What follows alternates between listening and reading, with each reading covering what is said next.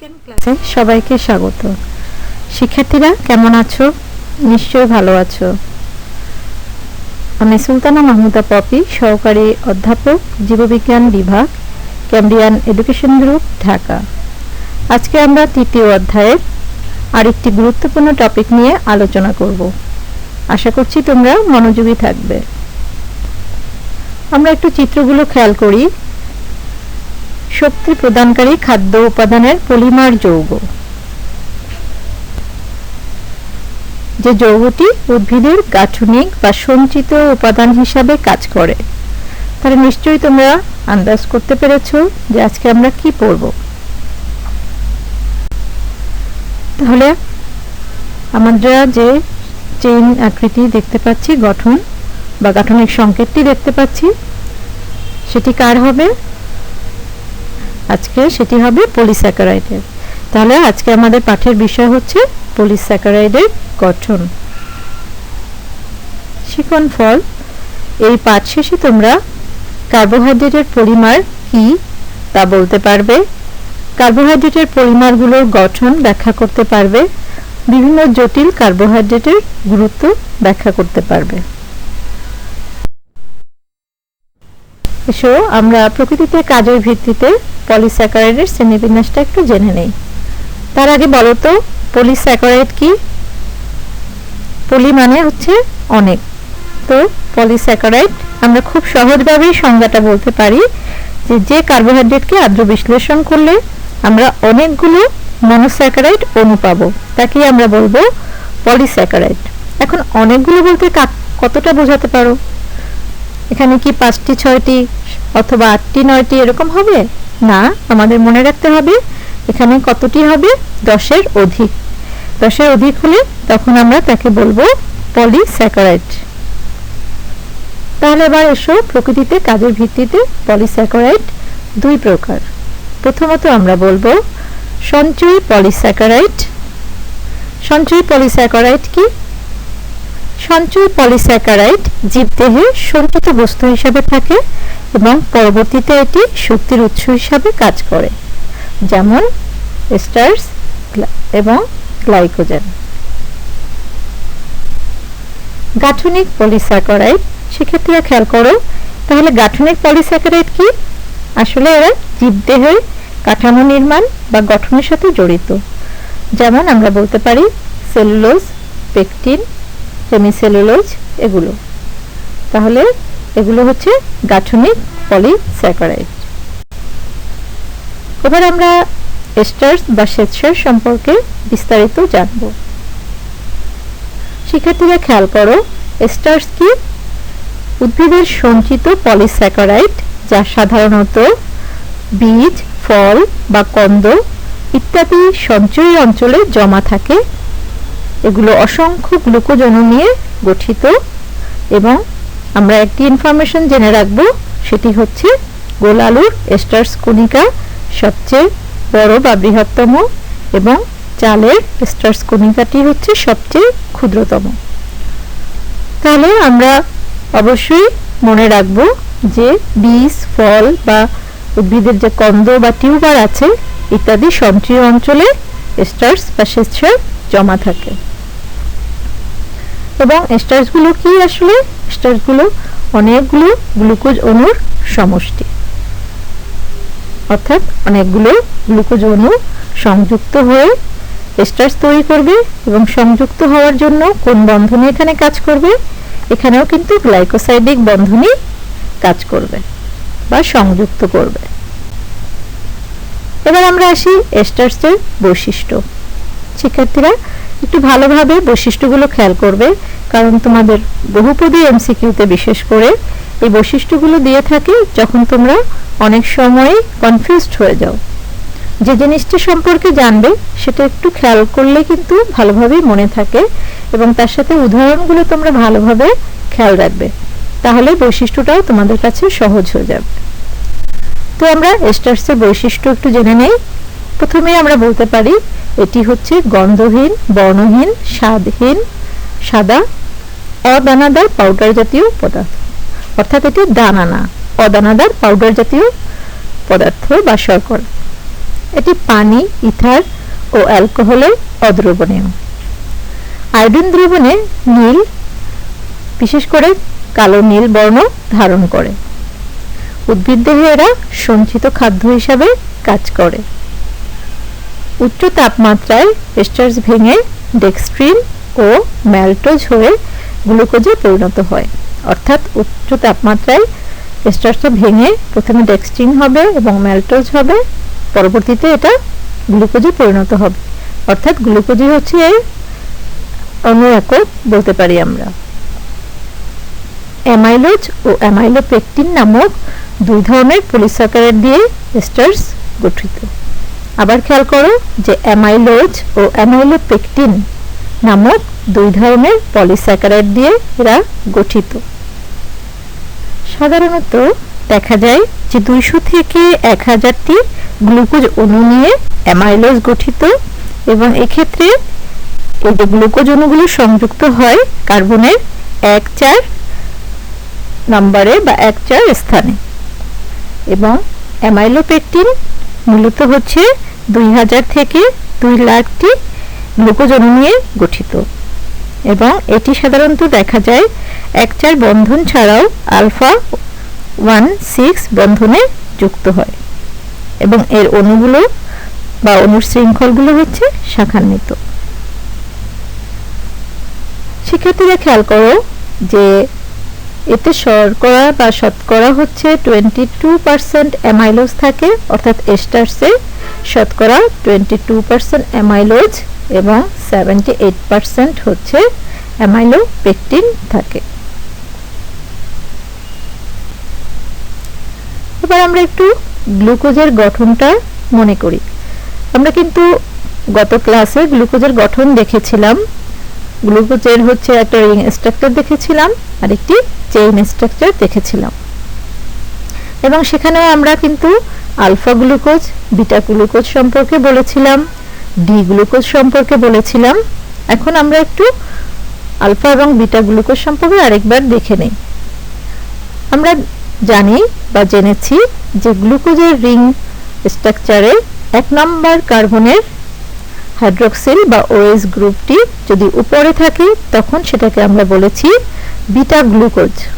খেয়াল করো চিত্রে, দ্বিতীয় চিত্রটিতে দেখানো আছে বিটা গ্লুকোজ এবং OH মূলকটা 1 নম্বর কার্বনের কোথায় আছে? উপরের দিকে আছে। তেমনি এই OH বা হাইড্রোক্সিল মূলকটি যদি নিচের দিকে থাকে, অর্থাৎ 1 নম্বর কার্বনের নিচের দিকের অবস্থান হলে তখন সেটাকে আমরা বলি আলফা গ্লুকোজ। শিক্ষার্থীরা খুব ভালোভাবে দুটি গঠন খেয়াল করো, আলফা গ্লুকোজ, বিটা গ্লুকোজ। অনেক সময় তোমাদের এমসিকিউতে এই চিত্রটা দিয়ে তোমাদের বলবে এটি কোন ধরনের গ্লুকোজ। তুমি শুধুমাত্র 1 নম্বর কার্বনের OH মূলকটা দেখেই কিন্তু বুঝে নিতে পারবে যেটা আলফা গ্লুকোজ না এটা হচ্ছে বিটা গ্লুকোজ। তাহলে আমরা এখন অবশ্যই বিষয়টিতে ক্লিয়ার যে কোনটি আলফা। যখন OH মূলকটি নিচের দিকে থাকবে তখন সেটিকে আমরা বলবো আলফা গ্লুকোজ, আর 1 নম্বর কার্বনের OH মূলকটি যখন উপরের দিকে থাকবে তখন তাকে আমরা বলবো বিটা গ্লুকোজ। এবার আমরা তাহলে এস্টার্সের গঠন সম্পর্কে জেনে নিব। শিক্ষার্থীরা খেয়াল করো যে এস্টার্সের গঠনটা আসলে কি হবে? অসংখ্য আলফা ডি গ্লুকোজ 1,4 গ্লাইকোসাইডিক বন্ডের মাধ্যমে যুক্ত হয়ে এস্টার্স তৈরি হবে। আবার খেয়াল করো যে অসংখ্য আলফা ডি গ্লুকোজ 1,4 গ্লাইকোসাইডিক বন্ডের মাধ্যমে যুক্ত হয়ে এস্টার্স তৈরি হয়। আমাদের কিন্তু প্রতিটা বিষয়ই জানা আছে। আমরা আলফা গ্লুকোজ সম্পর্কে জেনেছি এবং ডি গ্লুকোজও আমরা গত ক্লাসে জেনেছিলাম যে গ্লুকোজের 5 নম্বর কার্বনের যদি OH মূলকটা ডান পাশে থাকে তখন তাকে আমরা ডি গ্লুকোজ বলেছিলাম এবং আমরা গ্লাইকোসাইডিক বন্ডের কথাও জেনেছিলাম, অর্থাৎ দুটো গ্লুকোজের যখন দেখা যাবে 1 নম্বর এবং এবং অপরটির 4 নম্বর কার্বন থেকে যখন এক অণু পানি অপসারিত হয়ে যাবে, অর্থাৎ OH মূলক থেকে এক অণু পানি অপসারিত হয়ে সেখানে একটি অক্সিজেন ব্রিজ তৈরি হয়ে যে বন্ধন এর মাধ্যমে এটি যুক্ত হয় তাকেই আমরা বলে থাকি গ্লাইকোসাইডিক বন্ধনী। তো শিক্ষার্থীরা, আমরা কি দেখতে পাচ্ছি? আমরা একটি গ্লুকোজের গঠন দেখতে পাচ্ছি এবং এখানে আমরা নিচের দিকে যে চিত্রটি দেখতে পাচ্ছি এটি হচ্ছে আসলে কি আমাদের, এটি হচ্ছে এস্টার্সের গঠন। আমরা সিঙ্গেল যে চিত্রটি দেখতে পাচ্ছি সেটা আমরা দেখেছি যে এটা আলফা ডি গ্লুকোজের গঠন আছে এবং নিচের দিকে যে চিত্রটি দেখছি সেটি হচ্ছে এস্টার্সের গঠন। এখানে তোমরা খেয়াল করো, আমরা আগেই বলেছি যে অসংখ্য গ্লুকোজ অণু সংযুক্ত হয়ে তৈরি করবে কি এস্টার্স। তো সেক্ষেত্রে আমরা ব্র্যাকেট দিয়ে হোল এন দেখিয়েছি, তার মানে এরকম অসংখ্য কি থাকবে, গ্লুকোজ অণু সংযুক্ত হয়ে এস্টার্স গঠন করবে। তো শিক্ষার্থীরা, এখানে খেয়াল করো, প্রত্যেকটা 1,4 যে চিত্রটিতে দেখানো হয়েছে 1,4 স্থানে কি হয়েছে, এখানে কিন্তু এই গ্লাইকোসাইডিক বন্ডের মাধ্যমে এক অণু পানি অপসারিত হয়ে একটি অক্সিজেন ব্রিজ তৈরি হয়েছে। তাহলে আমরা এই চিত্রটি অর্থাৎ এস্টার্সের গঠনটি তোমরা খুব ভালোভাবে শিখবে। এটা শুধু চিত্র 3 মার্কসের জন্য কিন্তু পরীক্ষায় এসে থাকে যে চিত্রটি একে দেখাও। তার আশা করছি তোমরা এটি অবশ্যই প্র্যাকটিস করবে এবং এটি খুব কঠিন না। আমি আগেও বলেছি যে গ্লুকোজের গঠনটা পারলে এই গঠন কিন্তু কোনো কঠিন কিছু না। সুক্রোজের গঠনটাও কিন্তু খুব কঠিন না। গ্লুকোজের সাথে তখন ছিল কি, তখন ছিল ফ্রুক্টোজের সংযুক্তি, আর এখানে শুধুই গ্লুকোজ 1,4 গ্লাইকোসাইডিক বন্ডের মাধ্যমে যুক্ত হয়েছে। এভাবে আমরা হোল এন দিয়ে বুঝিয়েছি অসংখ্য সংখ্যা। এবার আমরা আসি ব্যবহার। গ্লুকোজ আমরা কি কি ক্ষেত্রে ব্যবহার করতে পারি সেটা আমাদের অনেক কিছুই আসলে জানা আছে, আমরা জাস্ট একটু বইয়ের ভাষায় জেনে নিই। যেমন ধান, গম, আলু, এগুলো আমরা সবাই জানি যে এস্টার্সের একটি প্রধান উৎস। আমরা আমাদের প্রধান খাদ্য হিসেবে কিন্তু এই এস্টার্সকে ব্যবহার করে থাকি। বিভিন্ন শিল্প কারখানায়ও কিন্তু এস্টার্স ব্যবহৃত হয়। শক্তি ও কার্বন পরমাণু সরবরাহের ক্ষেত্রেও এস্টার্সকে ব্যবহার করা হয়। আমরা কেমিস্ট্রিতে যে ট্রাইটেশন করে থাকি সে সময় ইন্ডিকেটর বা নির্দেশক হিসাবে এই এস্টার্স ব্যবহৃত হয়। কাগজ কলেও এটি ব্যবহৃত হয়। গ্লুকোজ ও অ্যালকোহল তৈরিতে এস্টার্স ব্যবহৃত হয়। আমরা যে বিভিন্ন প্রকার খাদ্যদ্রব্য তৈরি করি সেজন্য আমাদের যে ময়দা প্রয়োজন হয় সেই ময়দা তৈরিতেও কিন্তু এই এস্টার্স ব্যবহৃত হয়। তো শিক্ষার্থীরা, এবার এসো আমরা সেলুলোজ সম্পর্কে একটু জেনে নেই। সেলুলোজ কি? এটিও কিন্তু একটি পলিস্যাকারাইড এবং এই পলিস্যাকারাইডটি উদ্ভিদের একটি প্রধান গাঠনিক পদার্থ। আমরা জানি যে উদ্ভিদের কোষ প্রাচীর কি নির্মিত, সেলুলোজ নির্মিত। এবার আসি তাহলে সেলুলোজের বৈশিষ্ট্যগুলো কি কি। এটি উদ্ভিদের প্রধান গাঠনিক উপাদান। এর কোনো স্বাদ নেই, গন্ধ নেই এবং কোনো বর্ণ নেই। এটি সাদা কঠিন পদার্থ। পানিতে এটি অদ্রবণীয়। এটি অবিজারক শর্করা। এর আণবিক ভর 2 লক্ষ থেকে কয়েক লক্ষ। শিক্ষার্থীরা খেয়াল করো যে এর আণবিক ভরটি হচ্ছে 2 লক্ষ থেকে কয়েক লক্ষ। আয়োডিন প্রয়োগে এটি কোনো রং দেয় না। এটি ফাইবার বা তন্তু সদৃশ এবং শক্ত, অর্থাৎ এটি দেখতে তন্তুর মতো এবং শক্ত। এর কোনো পুষ্টি গুণ নেই। তো শিক্ষার্থীরা, এবার আমরা সেলুলোজের গঠনটি জেনে নিই। তোমরা খেয়াল করো যে অসংখ্য বিটা ডি গ্লুকোজ অণু পরস্পর বিটা 1,4 কার্বনে সংযুক্ত হয়ে সেলুলোজ গঠন করেছে। আমরা এর আগে এস্টার্সের গঠনে দেখেছি, সেখানে ছিল কি আলফা ডি গ্লুকোজ। তাহলে সেলুলোজের গঠনে আমরা কি পাচ্ছি? অসংখ্য বিটা ডি গ্লুকোজ। তার মানে আমরা জেনেছি যে ডি গ্লুকোজ কোথায় পাওয়া যাবে। উদ্ভিদের ক্ষেত্রে শুধুমাত্র ডি গ্লুকোজই পাওয়া যায়। আর বিটা গ্লুকোজ তাও আমরা কিছুক্ষণ আগে দেখেছি, অর্থাৎ গ্লুকোজের যে রিং স্ট্রাকচারটি আছে সেই গঠনে দেখা যায় 1 নম্বর কার্বনের ওএস গ্রুপটি কোথায় আছে, উপরে দেখানো আছে, দেখো নীল রং দিয়ে মেনশন করা হয়েছে যে ওএস মূলকটি উপরে আছে, তার মানে এটা হচ্ছে বিটা ডি গ্লুকোজ। এবং এই অণুটি পরস্পর 1,4 গ্লাইকোসাইডিক বন্ধনের মাধ্যমে যুক্ত হয়ে কি তৈরি করবে, সেলুলোজ গঠন করবে। তো শিক্ষার্থীরা খেয়াল করো, এই গঠনটিও কিন্তু পূর্বের মতোই, অর্থাৎ এখানে অসংখ্য গ্লুকোজ যুক্ত হয়েছে এবং এখানেও তোমরা যে কোনো একটি হোল ব্র্যাকেট দিয়ে একটি এন দেখিয়ে দিলে গঠনটা সুন্দরভাবে হয়ে যাবে বা সঠিকভাবে হয়ে যাবে। তাহলে নিশ্চয়ই তোমরা সেটুকু করতে পারবে, তাই কিন্তু এখানে আমি চিহ্নটি দিলাম না, যাতে তোমরা এটা নিজেরা তৈরি করতে পারো। তাহলে সেলুলোজ এবং হচ্ছে গিয়ে আমরা কি পাবো, স্টার্চের গঠনে শুধু পার্থক্য কোথায় পাবো, যে ওটি ছিল আলফা ডি গ্লুকোজ আর এটি হচ্ছে বিটা ডি গ্লুকোজ। এই গঠনটিও তোমাদের জন্য কিন্তু ইম্পর্টেন্ট। এবার আমরা আসি সেলুলোজের ব্যবহার। শিক্ষার্থীরা আমরা কিছুক্ষণ আগেই জেনেছি যে সেলুলোজ হচ্ছে উদ্ভিদের গাঠনিক উপাদান।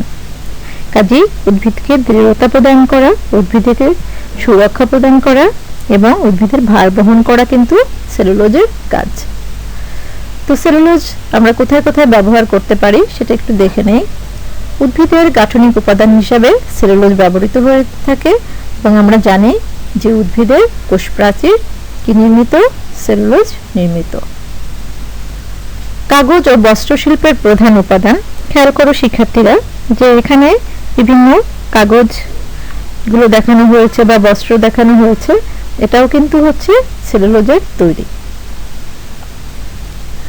নাইট্রেট বিস্ফোরক হিসাবে সেলুলোজ ব্যবহৃত হয়ে থাকে। ফটোগ্রাফিক ফিল্মেও কিন্তু এটি ব্যবহার করা হয়। তো সেক্ষেত্রে অনেক সময় ফিল্টার পেপার, টিস্যু পেপার, এমনকি ফটোগ্রাফিক ফিল্ম এবং প্যাকেজিংয়ের দ্রব্য হিসেবেও সেলুলোজ ব্যবহার করা হয়ে থাকে। তাহলে আমরা বলতে পারি যে নির্মাণ সামগ্রী ও আসবাবপত্র তৈরিতেও কি ব্যবহৃত হচ্ছে, সেলুলোজ ব্যবহৃত হচ্ছে। কাঠখেকো কীটপতঙ্গের কাঠ হজমে, অর্থাৎ আমরা জানি যে কাঠখেকো কিছু যে কীটপতঙ্গ আছে তারা কিভাবে এইগুলোকে হজম করে। তাদের পৌষ্টিক নালীতে এক ধরনের পরজীবী বাস করে, যেগুলোর মধ্যে হচ্ছে সেলুলোজ নামক এনজাইম থাকে, তার ফলে তারা সহজেই কাঠগুলো হজম করে ফেলতে পারে। তাহলে আমরা দেখতে পাচ্ছি কাঠঠোকরা কি করছে, এভাবে কাঠকে ছিদ্র করছে এবং তারা হজম করে ফেলতে পারছে। তাহলে মানুষ কি কাঠ হজম করতে পারবে বা সেলুলোজ হজম করতে পারবে? এসো আমরা জেনে নিই। তাহলে শিক্ষার্থীরা মানুষ কেন সেলুলোজ হজম করতে পারে না সেটি সম্পর্কে আমরা একটু জেনে নিই। আমরা জানি যে স্তন্যপায়ী প্রাণীর পরিপাক তন্ত্রে সেলুলোজ হজমকারী এনজাইম তৈরি হয় না, কিন্তু তৃণভোজী স্তন্যপায়ী যেমন গরু, ছাগল, মহিষ, হরিণ ইত্যাদি পরিপাকতন্ত্রে এক ধরনের মিথজীবী ব্যাকটেরিয়া বাস করে, যারা সেলুলোজ হজমকারী এনজাইম সেলুলোজ উৎপাদন করে এবং এই সেলুলোজে বিদ্যমান বিটা 1,4 গ্লাইকোসাইডিক লিঙ্কেজ ভেঙে সেলুলোজকে হজম করে ফেলে।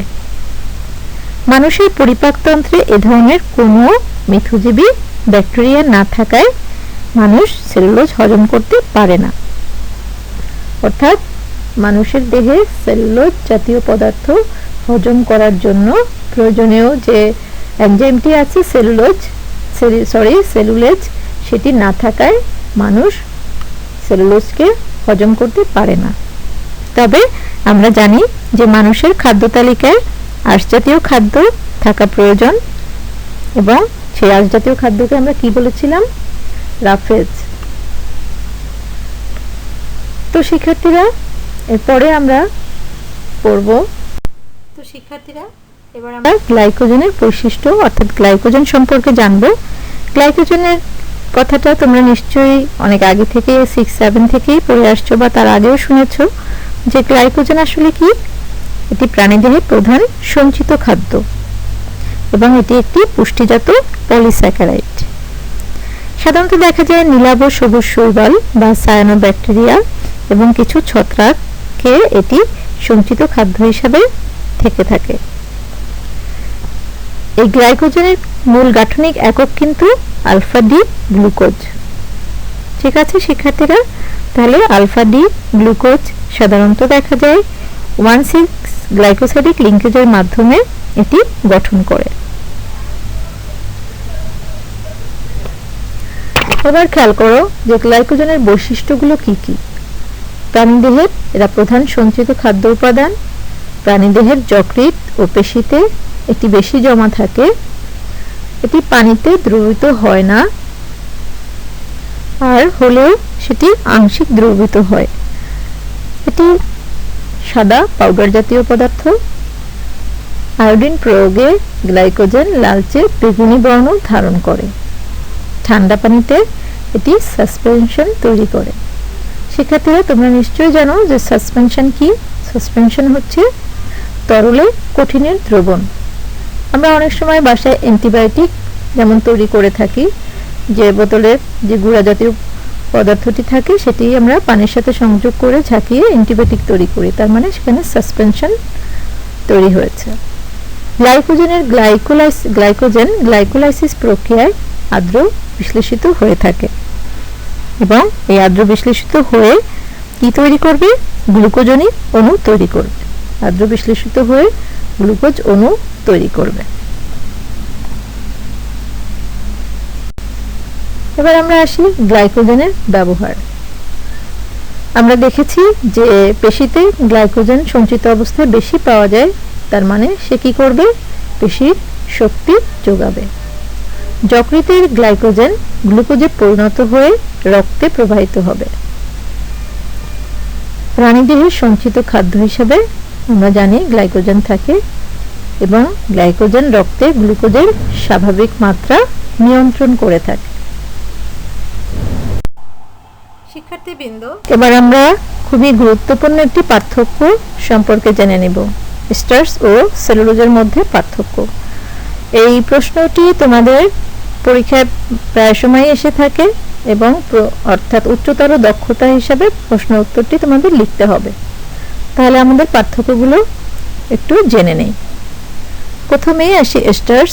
স্টার্চ অণুতে প্রায় 1200 থেকে 6000 গ্লুকোজ একক আলফা গ্লাইকোসাইডিক বন্ধন দ্বারা যুক্ত থাকে।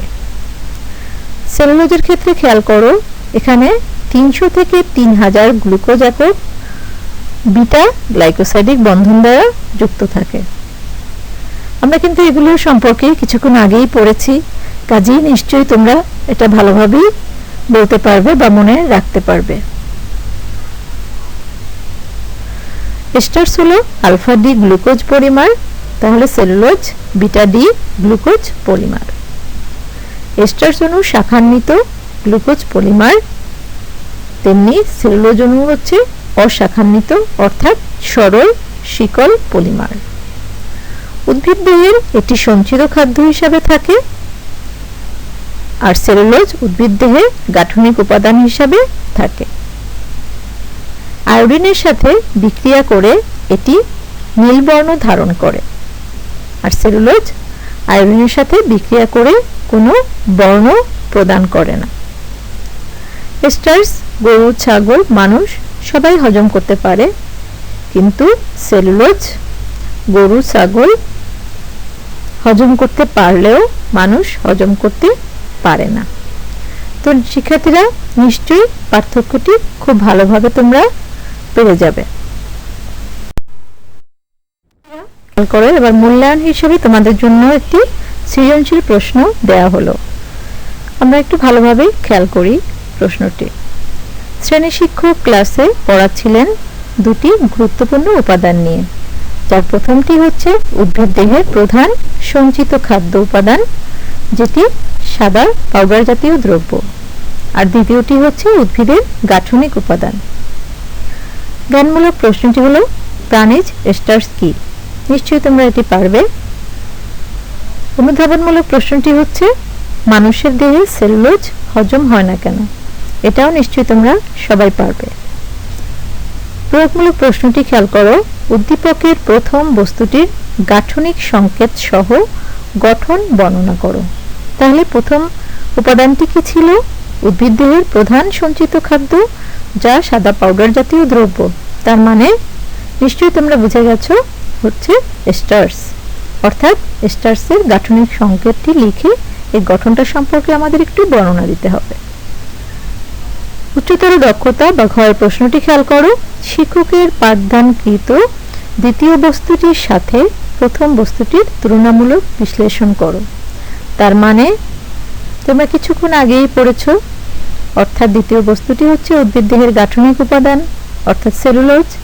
তার মানে এস্টার্স ও সেলুলোজের মধ্যে তুলনামূলক আলোচনাটা করতে হবে।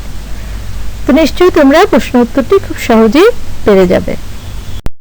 তো শিক্ষার্থীরা, তোমাদের জন্য বাড়ির কাজ থাকবে। মূল্যায়নের যে সৃজনশীল প্রশ্নটি আমরা এতক্ষণ বললাম সেটি তোমরা লিখে দেখাবে। তো আশা করি তোমরা এই আজকের টপিকগুলো সম্পর্কে খুব ভালোভাবে পড়বে এবং বুঝতে কোনো সমস্যা হবে না। তারপরে যদি সমস্যা হয়ে থাকে তাহলে অবশ্যই আমাকে ইনবক্সে জানাবে। তো ধন্যবাদ সবাইকে। সবাই ভালো থাকো, সুস্থ থাকো এবং ভালোভাবে পড়াশোনা চালিয়ে যাও। ধন্যবাদ আবার।